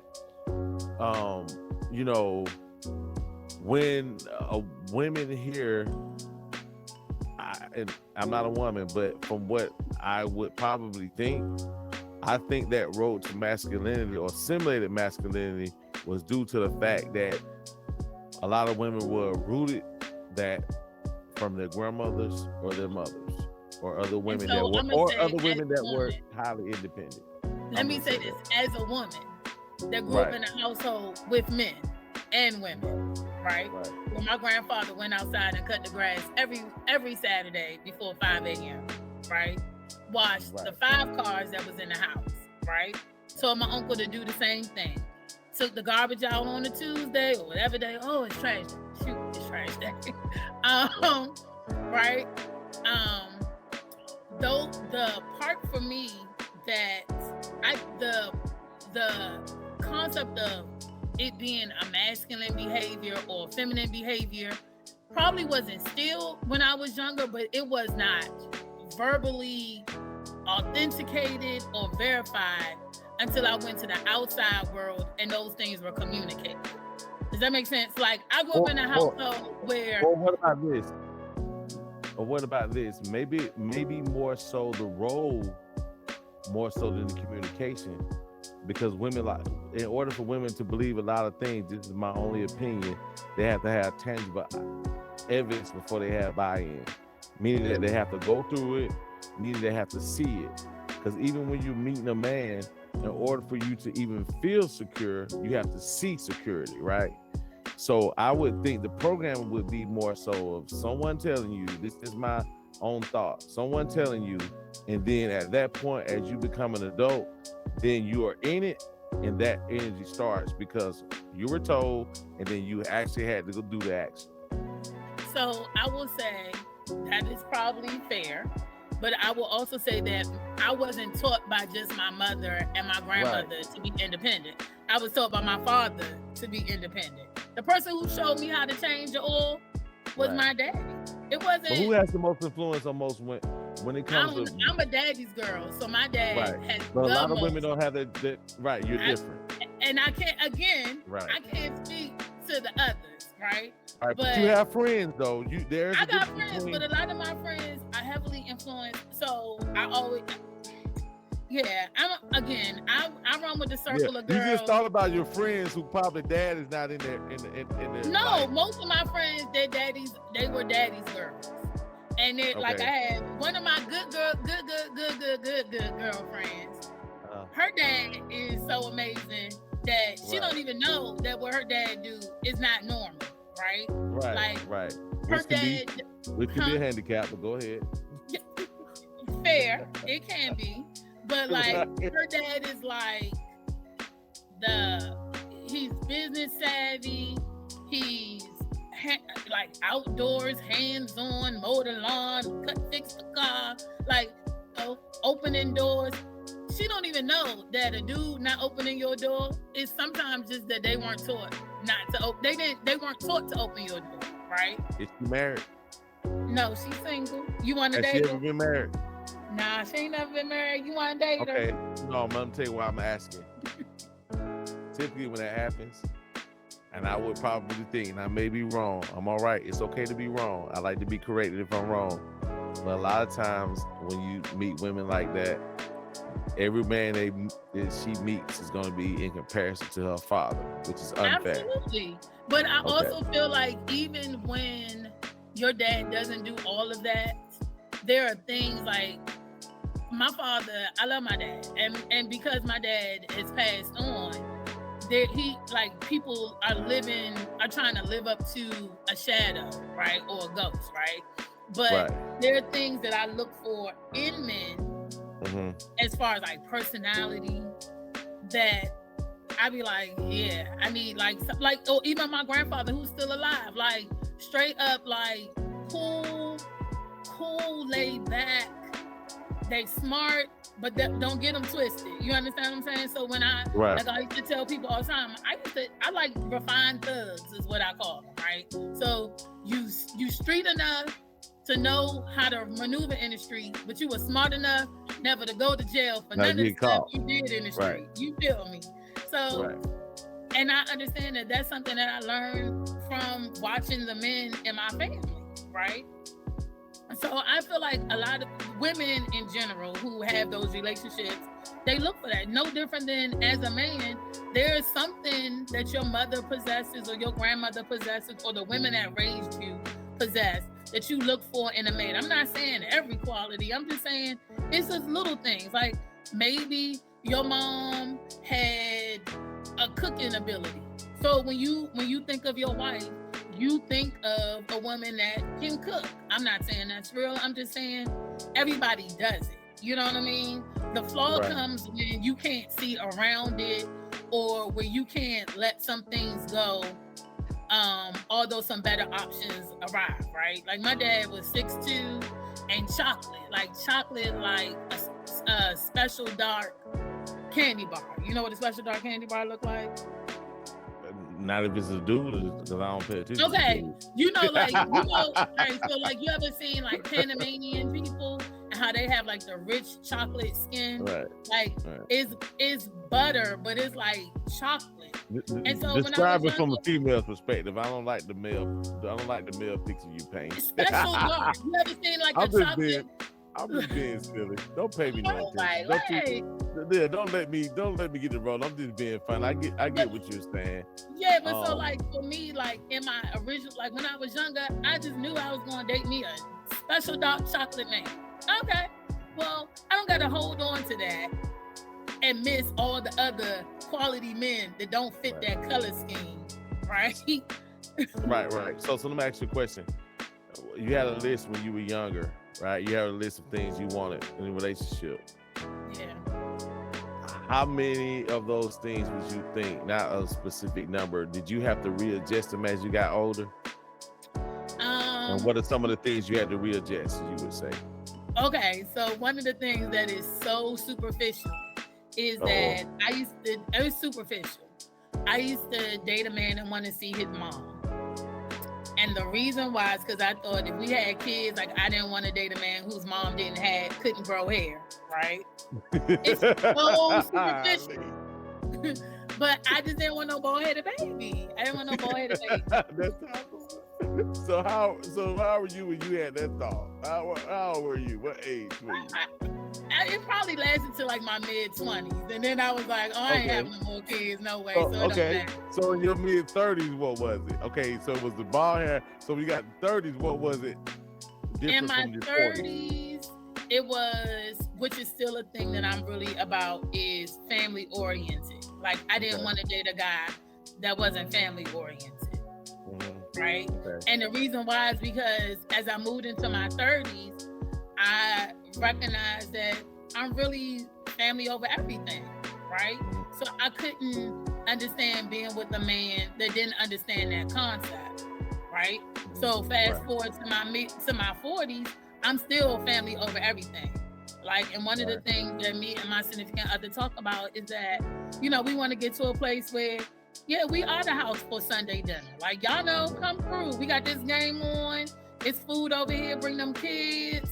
like not that we're not grandparents, but I'm just saying, like when the kids Right. start rolling, bring them kids over here. We gonna be here unless we tell y'all we out of town. Y'all come through, right?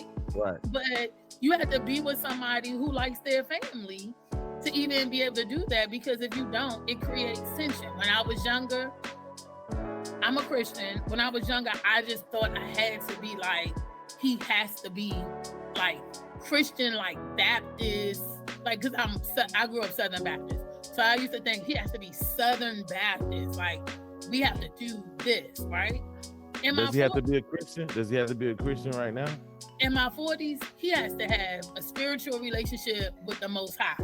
Whoever you call the Most High, I just need somebody that understands the concept of prayer, meditation, and positive words, and the effect it has on all of our lives. You understand what I'm saying? Mm-hmm. We don't have to. Now, am I dating a Jehovah's Witness? No, right? Because I believe in holidays, right? I believe in celebrating birthdays. But what if he treats you like the woman what if he treats you like the woman that you want to be? He makes you feel good inside. He takes care of you. You have no worries, but he believes in Jehovah. So the issue comes again back to the family piece, that if we're family oriented and my family is doing the holidays, right? And our house is the Thanksgiving house. Because my house is currently the Thanksgiving and the Christmas house. And I used to throw a New Year's Day brunch. I haven't done it in a few years, right? So if my house and Easter and Mother's Day, if my house is all of those things to my family, and then here you are and you don't believe in any of those things, and therefore I don't want to disrespect your religion or your God, right? Then how do we have those moments? How do we do those things? Okay, so what if he says, okay, I might not, I'll agree, those agree to disagree. I'll agree it makes you happy, but I may disagree with that particular sector of religion, but I'm going to be okay with it. Go ahead and put your tree up, baby. Go ahead and I'm going to be all right with it. Are you okay I'm good with that. I'm good with that.